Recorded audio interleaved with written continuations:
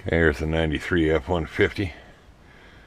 Got the pilot bearing in, rear main seals in, the dirt cover in for the transmissions in. I'm holding it up with two sockets, 3/4 inch sockets with the tranny bolts going through them.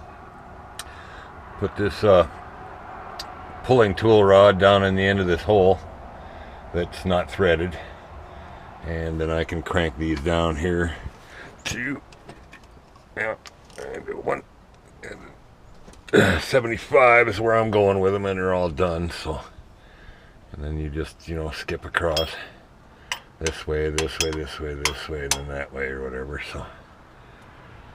So we're golden. We're gonna put on my flex plate and the clutch right now, and then I might be able to get this transmission in tomorrow finally. Only been a couple weeks, but just the way it is. Can't take laying on my back too long anymore. But about got her. So I guess we'll talk to you later here.